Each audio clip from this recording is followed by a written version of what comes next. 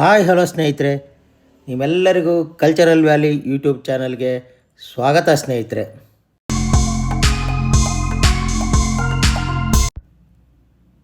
ಬನ್ನಿ ಸ್ನೇಹಿತರೆ, ಇವತ್ತು ನಾವು ರಾಮೇಶ್ವರಂನ ಶ್ರೀ ರಾಮನಾಥ ಸ್ವಾಮಿ ದೇವಾಲಯವನ್ನು ನೋಡ್ಕೊಂಡು ಬರೋಣ. ಇದು ತಮಿಳುನಾಡಿನ ರಾಮನಾಥಂ ಜಿಲ್ಲೆಯಲ್ಲಿ ಬರ್ತಕ್ಕಂಥ ಒಂದು ಪ್ರಸಿದ್ಧ ರಾಮೇಶ್ವರಂ ದೇವಸ್ಥಾನ ಸ್ನೇಹಿತರೆ. ಇದು ದ್ವಾದಶ ಜ್ಯೋತಿರ್ಲಿಂಗಗಳಲ್ಲಿ ಒಂದಾಗಿದೆ. ಹಾಗಾಗಿ ಈ ಒಂದು ಐತಿಹಾಸಿಕ ರಾಮೇಶ್ವರಂ ಬಗ್ಗೆ ತಿಳ್ಕೊತಾ ಬರೋಣ ಬನ್ನಿ ಸ್ನೇಹಿತರೆ. ನೋಡಿ ಸ್ನೇಹಿತರೆ, ಈ ಒಂದು ರಾಮೇಶ್ವರಂನಲ್ಲಿ ನಾವು ಬಹಳ ಮುಖ್ಯವಾಗಿ ನೋಡಬೇಕಾಗಿರ್ತಕ್ಕಂಥದ್ದು ರಾಮೇಶ್ವರಂ ದೇವಸ್ಥಾನ ಒಂದು, ಮತ್ತು ಪಂಬಂ ಬ್ರಿಡ್ಜ್ ಇದೆಯಲ್ಲ, ಆ ಒಂದು ವಿಶೇಷವಾಗಿರ್ತಕ್ಕಂಥ ಒಂದು ಸಮುದ್ರದ ಒಂದು ಒಳಗೆ ಎರಡು ಭೂಭಾಗಗಳನ್ನು ಸೇರಿಸ್ತಕ್ಕಂಥ ಒಂದು ಅತಿ ವಿಶ್ವದ ವಿಖ್ಯಾತ ಒಂದು ಬ್ರಿಡ್ಜ್ ಆಗಿದೆ. ಈ ಬ್ರಿಡ್ಜ್ ಬಗ್ಗೆಯೂ ನಾವು ತಿಳ್ಕೊಳ್ಳೋಣ. ಇದನ್ನು ನಾವು ಪಂಬಂ ಬ್ರಿಡ್ಜ್ ಅಂತಲೂ ಸಹ ಇದನ್ನು ಕರೀತಾರೆ ಸ್ನೇಹಿತರೆ. ಹಾಗಾಗಿ ಇದ್ರ ಬಗ್ಗೆ ನಾವು ತಿಳ್ಕೊಳ್ತಾ ಹೋಗೋಣ ಬನ್ನಿ ಸ್ನೇಹಿತರೆ. ನೋಡಿ, ನಮ್ಮ ಮುಂದೆ ಕಾಣ್ತಾ ಇರ್ತಕ್ಕಂಥ ಈ ವಿಶಾಲವಾದಂಥ ಒಂದು ಸಮುದ್ರ ಏನಿದೆ, ಇದರ ಮಧ್ಯಭಾಗದಲ್ಲಿ ನಿರ್ಮಾಣ ಆಗಿರ್ತಕ್ಕಂಥ ಐತಿಹಾಸಿಕ ಪಾಂಬನ್ ಸೇತುವೆಗಳು ಸ್ನೇಹಿತರೆ. ಇವು ಈ ಸಮುದ್ರದ ಅಲೆಗಳ ನಡುವೆ ಇರ್ತಕ್ಕಂಥ ಸುಂದರವಾಗಿರ್ತಕ್ಕಂಥ ಈ ಪಾಂಬನ್ ಒಂದು ಬ್ರಿಡ್ಜ್ ಏನಿದೆ, ಅದರ ಪಕ್ಕದಲ್ಲಿರ್ತಕ್ಕಂಥ ಪಾಂಬನ್ ಏನು ರಸ್ತೆ ಇದೆ, ಅದ್ರ ಮೇಲೆ ನಾವು ಇವಾಗ ಹೋಗ್ತಾ ಇದ್ದೀವಿ ಸ್ನೇಹಿತರೆ. ಇದು ರಾಮೇಶ್ವರಂ ದ್ವೀಪವನ್ನು ಭಾರತದ ಮುಖ್ಯ ಭೂಭಾಗದೊಂದಿಗೆ ಸಂಪರ್ಕಿಸ್ತಕ್ಕಂಥ ಒಂದು ಪ್ರಸಿದ್ಧ ಪಂಬನ್ ಸೇತುವೆ ಸ್ನೇಹಿತರೆ. ಹಳೆಯ ಪಂಬನ್ ರೈಲ್ವೆ ಸೇತುವೆ 1914ರಲ್ಲಿ ಇದನ್ನು ಉದ್ಘಾಟನೆ ಮಾಡ್ತಾರೆ. ಸಮುದ್ರದ ಮೇಲೆ ನಿರ್ಮಾಣಗೊಂಡಿರ್ತಕ್ಕಂಥ ಈ ಸೇತುವೆ ಹಲವು ದಶಕಗಳ ಕಾಲ ರಾಮೇಶ್ವರಂಗೆ ಪ್ರಮುಖ ರೈಲು ಸಂಪರ್ಕ ಆಗಿದೆ. ಜೊತೆಗೆ ಸ್ನೇಹಿತರೆ, ಈ ಪಂಬಂ ಹೊಸ ರೈಲ್ವೆ ಸೇತುವೆಯನ್ನು ಸಹ ಮಾಡಿದೆ. ನೋಡಿ, ಎರಡೂ ಕಾಣುತ್ತೆ, ನಿಮಗೆ ಎದುರಿಗೆ ಕಾಣ್ತಾ ಇದೆಯಲ್ವಾ. ಇದ್ರ ವಿಶೇಷತೆ ಏನಂತ ಅಂದರೆ, ಹಡಗುಗಳು ಮತ್ತು ರೈಲು ಒಂದೇ ಮಾರ್ಗವನ್ನು ಬಳಸುವ ಪರಿಸ್ಥಿತಿ ಬಂದಾಗ ಸೇತುವೆಯ ಮಧ್ಯಭಾಗವನ್ನು ಮೇಲಕ್ಕೆ ಎತ್ತಿ ಕೆಳಗೆ ಅವು ಹಡಗುಗಳು ಚಲಿಸಿದ ಮೇಲೆ ಇಲ್ಲಿ ರೈಲಿಗೆ ಹೋಗೋದಕ್ಕೆ ವ್ಯವಸ್ಥೆ ಮಾಡಿದ್ದಾರೆ. ಹಾಗಾಗಿ ಹಡಗುಗಳು ಸಾಗಿದ ನಂತರ ರೈಲು ಸಂಚಾರಕ್ಕೆ ಬಳಸ್ಬೋದಾಗಿದೆ. ಇದು ನಿಜಕ್ಕೂ ಭಾರತದ ಅತ್ಯದ್ಭುತ ಇಂಜಿನಿಯರಿಂಗ್ ಸಾಧನೆಗಳಲ್ಲಿ ಒಂದಾಗಿದೆ. ಇದರ ಪಕ್ಕನೇ ಇಂದಿರಾ ಗಾಂಧಿ ರಸ್ತೆ ಸೇತುವೆ ಸಹ ನಾವು ಈಗ ಹೋಗ್ತಾ ಇರ್ತಕ್ಕಂಥದ್ದೇನೆ. ಹಾಗಾಗಿ ನೋಡಿ ಸ್ನೇಹಿತರೆ, ಇದು ಬಹಳ ವಿಶೇಷವಾಗಿ ರೈಲು ಬಂದಾಗ ನೋಡೋದಕ್ಕೆ ತುಂಬ ಚೆನ್ನಾಗಿರುತ್ತೆ. ನೋಡಿ, ಈ ಬ್ರಿಡ್ಜ್ ಕಾಣ್ತಾ ಇದೆಯಲ್ಲ, ಇದು ಮೇಲಕ್ಕೆ ಎತ್ಕೊಳುತ್ತೆ, ಕೆಳಗೆ ಹಡಗುಗಳು ಪಾಸ್ ಆದಮೇಲೆ ನಂತರ ಬ್ರಿಡ್ಜ್ ಕ್ಲೋಸ್ ಆಗುತ್ತೆ. ಇದು ವಿಶೇಷವಾಗಿರ್ತಕ್ಕಂಥ ಭಾರತದ ಒಂದು ಪ್ರಮುಖ ರೈಲ್ವೆ ಒಂದು ನೋಡಿ, ಇದು ಎಷ್ಟು 2.5 ಕಿಲೋಮೀಟ್ರ್ ಉದ್ದ ಇರ್ತಕ್ಕಂಥ ಒಂದು ಈ ಒಂದು ಸೇತುವೆ ಮತ್ತು ರೈಲಿನ ಒಂದು ಹಳಿಗಳನ್ನ ನಾವಿಲ್ಲಿ ನೋಡ್ಬೋದು ಸ್ನೇಹಿತರೆ. ಹಾಗಾಗಿ ಈ ಪಂಬನ್ ಏನು ಸೇತುವೆ ಇದೆ ಅಥವಾ ಈ ಒಂದು ಬೀಚ್ ಏನಿದೆಯಲ್ಲ, ಇದು ಬಹಳ ಒಂದು ವಿಶೇಷವಾಗಿರ್ತಕ್ಕಂಥದ್ದು. ಇಲ್ಲಿ ಸಮುದ್ರದಲ್ಲಿ ಮೀನುಗಳನ್ನ ಹಿಡಿಯೋದಕ್ಕೆ ಮೀನುಗಾರಿಕಾ ದೋಣಿಗಳನ್ನು ಸಹ ನಾವಿಲ್ಲಿ ನೋಡ್ಬೋದು. ಈ ಸುಂದರವಾಗಿರ್ತಕ್ಕಂಥ ಈ ಒಂದು ಏನು ಈ ಸೇತುವೆ ಇದೆ, ಇಲ್ಲಿಂದ ಸುಂದರವಾಗಿರ್ತಕ್ಕಂಥ ಸಮುದ್ರದ ನೋಟಗಳನ್ನು ನೋಡ್ಬೋದು. ಹಾಗೆಯೇ ಸೂರ್ಯಾಸ್ತ ಸೂರ್ಯೋದಯವನ್ನು ಸಹ ನಾವಿಲ್ಲಿ ನೋಡಲಿಕ್ಕೆ ಸಾಧ್ಯತೆ ಇದೆ. ಇದೊಂದು ನಾನು ಆಗಲೇ ಹೇಳ್ದಂಗೆ ಪ್ರಮುಖ ಮೀನುಗಾರಿಕಾ ಪ್ರದೇಶ ಆಗಿರ್ತಕ್ಕಂಥದ್ರಿಂದ ಇಲ್ಲಿನ ಜನಜೀವನ ಶೈಲಿಯು ಕೂಡ ನೋಡಿ, ಇಲ್ಲೆಲ್ಲ ಬೋಟ್ಗಳನ್ನ ನಿಲ್ಲಿಸ್ಕೊಂಡಿದ್ದಾರಲ್ವ, ಇದು ಮೀನುಗಳನ್ನ ಹಿಡೀಲಿಕ್ಕೆ ಬಳಸ್ತಕ್ಕಂಥದ್ದು. ಇಲ್ಲಿ ಸಂಜೆ ಮತ್ತು ಬೆಳಗ್ಗೆ ಹೊತ್ತು ತಂಪಾದ ಸಮುದ್ರದ ಗಾಳಿಯನ್ನು ನಾವು ಸೇವಿಸ್ತಾ ಈ ಒಂದು ಸೂರ್ಯಾಸ್ತದ ವಿಶೇಷತೆಗಳನ್ನು ನಾವಿಲ್ಲಿ ನೋಡ್ಬೋದು ಸ್ನೇಹಿತರೆ. ಹಾಗಾಗಿ ನೀವು ಈ ಒಂದು ರಾಮೇಶ್ವರಂ ಬಂದರೆ ಈ ಒಂದು ಇದನ್ನು ಪಂಬಂ ಬ್ರಿಡ್ಜು ಮತ್ತು ಪಂಬನ್ ಏನು ಇದು ಒಂದು ಬೀಚ್ ಇದೆ, ಇದನ್ನು ನೋಡಲಿಕ್ಕೆ ಮರಿಬೇಡಿ ಸ್ನೇಹಿತರೆ. ಹಾಗೆ ನಾವು ಈ ಬ್ರಿಡ್ಜನ್ನು ದಾಟ್ಕೊಂಡು ಈಗ ರಾಮೇಶ್ವರಂ ದೇವಾಲಯದ ಕಡೆ ನಾವು ಹೊರಟಿದ್ದೀವಿ ಸ್ನೇಹಿತರೆ. ಹಾಗಾಗಿ ರಾಮೇಶ್ವರಂ ದೇವಸ್ಥಾನ ನೋಡಿಕೊಂಡು ಮುಂದೆ ನಾವು ಏನು ಧನುಷ್ಕೋಟಿಗೆ ಹೋಗಬೇಕಾಗುತ್ತೆ. ಅದನ್ನು ಸಹ ನಿಮಗೆ ಮುಂದೆ ಹೇಳ್ತಾ ಹೋಗ್ತೀನಿ, ತೋರಿಸ್ತಾ ಹೋಗ್ತೀನಿ. ಬನ್ನಿ ಸ್ನೇಹಿತರೆ, ನಾವೀಗ ಮುಖ್ಯವಾಗಿ ನಾವು ಬಂದಿರತಕ್ಕಂಥದ್ದು ರಾಮೇಶ್ವರಂ ದೇವಸ್ಥಾನವನ್ನು ನೋಡಲಿಕ್ಕೆ. ಹಾಗಾಗಿ ನಾವು ರಾಮೇಶ್ವರಂ ದೇವಸ್ಥಾನವನ್ನು ನೋಡ್ಕೊಂಡು ಬರೋಣ. ಈಗ ನಾವು ಈ ಒಂದು ಬ್ರಿಡ್ಜನ್ನು ದಾಟಿದ್ದೀವಿ, ಪಕ್ಕಕ್ಕೆ ಬಂದಿದ್ದೀವಿ. ಸರಿಸುಮಾರು 2.5 ಕಿಲೋಮೀಟರ್ ಅಂತರ ಇರ್ತಕ್ಕಂಥ ಈ ಬ್ರಿಡ್ಜನ್ನು ನಾವು ದಾಟಿದ್ದೀವಿ ಸ್ನೇಹಿತರೆ. ಸಮುದ್ರದ ಮಧ್ಯದಲ್ಲಿ ಕಟ್ಟಿರ್ತಕ್ಕಂಥ ಒಂದು ಭೂಭಾಗವನ್ನು ಬೆಸೀತಕ್ಕಂಥ ಒಂದು ಸೇತುವೆ ಸ್ನೇಹಿತರೆ. ಇದು ವಿಶೇಷವಾಗಿ ಭಾರತದಲ್ಲಿ ನಾವು ಈ ರಾಮೇಶ್ವರಂನಲ್ಲಿ ನಾವು ನೋಡ್ಬೋದು ಸ್ನೇಹಿತರೆ.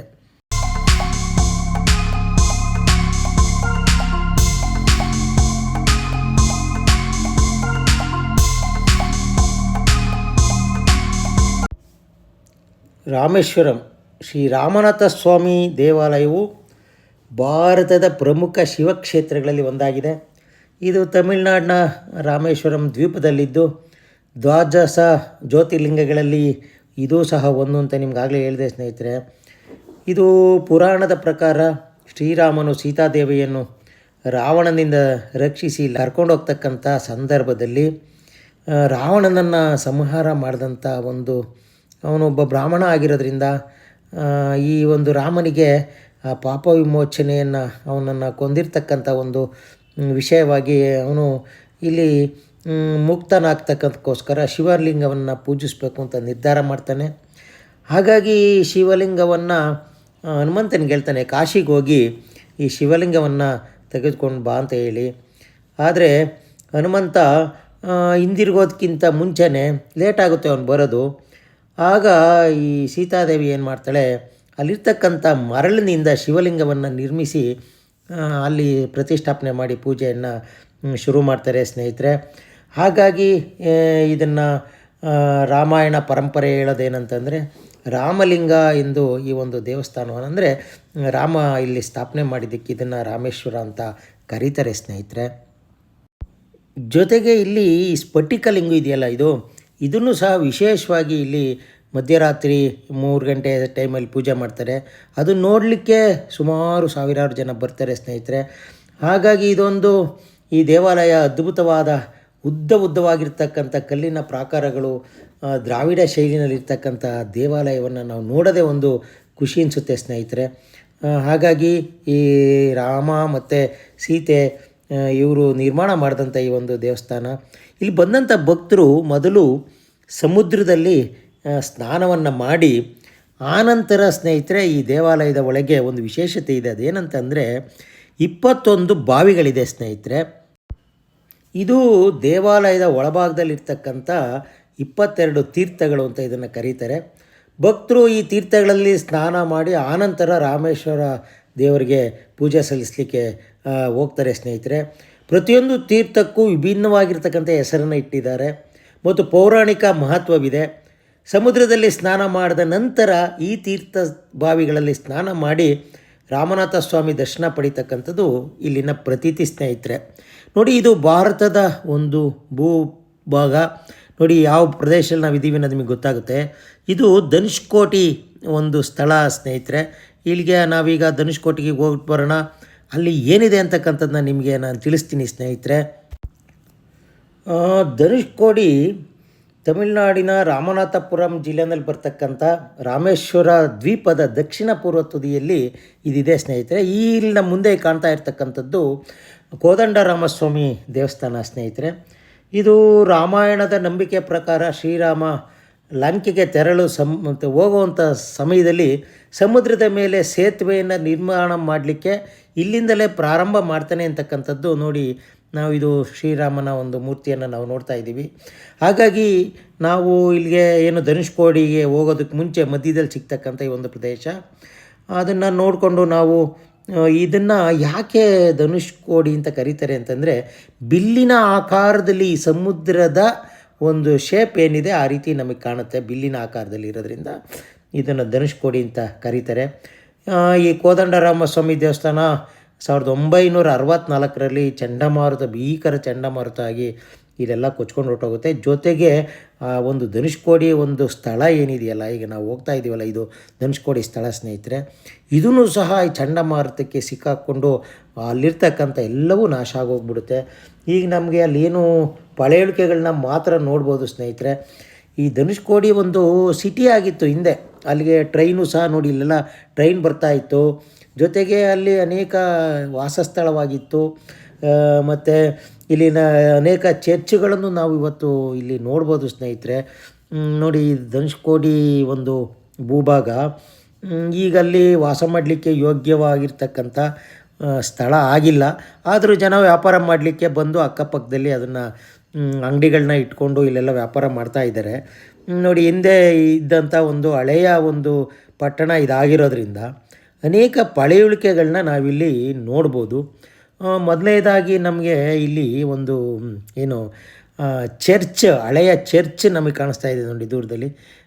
ಇದು ಹಿಂದೆ ಅಸ್ತಿತ್ವದಲ್ಲಿದ್ದಂಥದ್ದು.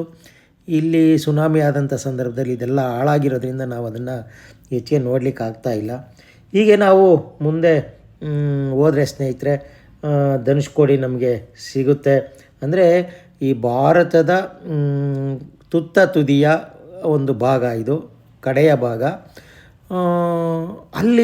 ಅಲ್ಲಿನಿಂದ ನಾವು ಶ್ರೀಲಂಕಾಗೆ ಏನು ಶ್ರೀರಾಮನ ಸೇತುವೆಯನ್ನು ಕಟ್ಟಿದ್ದ ಅಂತಕ್ಕಂಥದ್ದನ್ನು ನಾವು ಹೇಳ್ತೀವಿ, ಅಲ್ಲಿವರೆಗೂ ನಾವು ಹೋಗ್ಬೋದು.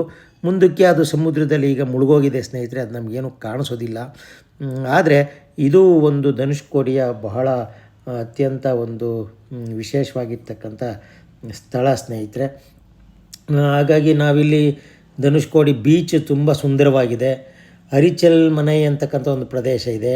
ಹಳೆಯ ಚರ್ಚಿನ ಅವಶೇಷಗಳಿದೆ. ಹಳೆಯ ರೈಲು ನಿಲ್ದಾಣಗಳ ಅವಶೇಷಗಳಿದೆ. ಕೋದಂಡರ ಸ್ವಾಮಿ ದೇವಸ್ಥಾನ ಇದೆ.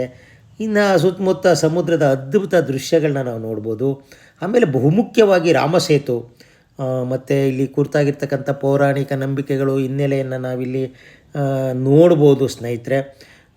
ಒಟ್ಟಿನಲ್ಲಿ ಧನುಷ್ಕೋಡಿ ಕೇವಲ ಒಂದು ಬೀಚಲ್ಲ, ಇದು ರಾಮಾಯಣದ ಪೌರಾಣಿಕ ಹಿನ್ನೆಲೆಯನ್ನು ಹೊಂದಿರತಕ್ಕಂಥ ಸಾಲದಕ್ಕೆ 1964ರಲ್ಲಿ ಚಂಡಮಾರುತದ ಕರಾಳ ಇತಿಹಾಸವನ್ನು ಈ ಸಮುದ್ರ ಈಗಲೂ ಸಹ ನಮಗೆ ಸಾರಿ ಹೇಳುತ್ತೆ. ಹಾಗಾಗಿ ಹಳೆಯ ಪಟ್ಟಣ ಈ ಒಂದು ಧನುಷ್ಕೋಡಿಯನ್ನು ನೋಡಿಕೊಂಡು ಇಲ್ಲೊಂದು ರಾಷ್ಟ್ರೀಯ ಸ್ಮಾರಕ ಇದೆ. ಅಲ್ಲಿ ಬಂದು ಜನ ಅದನ್ನು ಸುತ್ತಾಕೊಂಡು ನೋಡಿಕೊಂಡು ಇಲ್ಲಿಂದ ಮುಂದೆ ಸಾಗ್ತಾರೆ ಸ್ನೇಹಿತರೆ. ಇದು ನೋಡಿ ಧನುಷ್ಕೋಡಿಯ ಒಂದು ಭೂಭಾಗದ ದೃಶ್ಯ. ಇಷ್ಟು ಸಮುದ್ರದ ಒಳಗಿರ್ತಕ್ಕಂಥ ಒಂದು ಸೇತುವೆ ನೋಡಿ, ರಾಮ ಸೇತುವೆ ಕಟ್ಟಲಿಕ್ಕೆ ಆದೇಶ ಮಾಡಿದಂಥದ್ದು ನೋಡಿ. ಇದು ಕಾಣೋದು ನಮಗೆ ಗೊತ್ತಾಗುತ್ತೆ. ಅಂದರೆ ಯಾವ ರೀತಿ ಸೇತುವೆಯನ್ನು ಕಟ್ಟಿದ್ರು, ಅದರ ಒಂದು ಅವಶೇಷಗಳನ್ನು ನಾವು ಈಗಲೂ ಅಲ್ಲಿ ನೋಡ್ಬೋದು ಸ್ನೇಹಿತರೆ. ಇದು ಪಂಚಮುಖಿ ಆಂಜನೇಯ, ಇದು ರಾಮೇಶ್ವರಂನಲ್ಲಿ ನಾವು ನೋಡ್ಬೋದು. ಹಾಗೆಯೇ ಇಲ್ಲಿ ನಿಮಗೆ ಆಗಲೇ ಹೇಳ್ದಂಗೆ ಕಲ್ಲುಗಳು, ತೇಲುವಂಥ ಕಲ್ಲುಗಳು ಸಮುದ್ರದಲ್ಲಿ ತೇಲ್ತಾ ಇದ್ದಂಥ. ಹಾಗೆಯೇ ಅಲ್ಲೊಂದು ನಟರಾಜನ ವಿಗ್ರಹ ಇದೆ. ಆಮೇಲೆ ರಾಮೇಶ್ವರಮಲ್ಲಿ ದೊಡ್ಡದಾಗಿರ್ತಕ್ಕಂಥ ಕಲ್ಯಾಣಿಗಳನ್ನ ನಾವಿಲ್ಲಿ ನೋಡ್ಬೋದು. ಹಾಗೆಯೇ ಬಹುಮುಖ್ಯವಾಗಿ ನಮ್ಮ ಅಬ್ದುಲ್ ಕಲಾಂ, APJ ಅಬ್ದುಲ್ ಕಲಾಂರವರ ಒಂದು ಸ್ಮಾರಕ ಒಂದು ಏನು ಮ್ಯೂಸಿಯಂನ ಇಲ್ಲಿ ಮಾಡಿದ್ದಾರೆ. ಅವರ ಸಮಾಧಿ ಸಹ ಇಲ್ಲಿದೆ, ಅದನ್ನು ಸಹ ನಾವು ನೋಡ್ಬೋದು ಸ್ನೇಹಿತರೆ. ಹಾಗಾಗಿ ಬನ್ನಿ ನೀವು ರಾಮೇಶ್ವರಂಗೆ ಅಂತ ಹೇಳ್ತಾ ಥ್ಯಾಂಕ್ ಯು ಸ್ನೇಹಿತರೆ.